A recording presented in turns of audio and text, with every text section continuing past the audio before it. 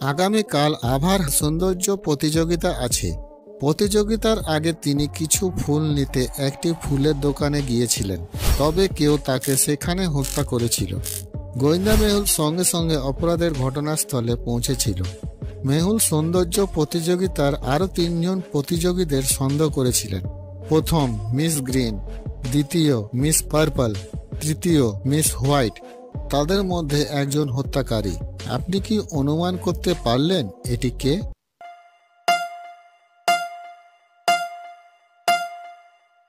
আভার হাতে হলুদ এবং বেগুনি রঙের ফুল ধরে একটি ক্লু দিয়েছিল। হলুদ এবং নীল একসাথে হলে সবুজ রং করে তুলে। তাহলে মিস গ্রিন আভাকে হত্যা করেছিল। যদি আপনি গল্পগুলো পছন্দ করেন তো দয়া করে লাইক, সাবস্ক্রাইব করুন আর বেল আইকনটি প্রেস করবেন। আর হ্যাঁ, কমেন্ট করতে ভুলবেন না।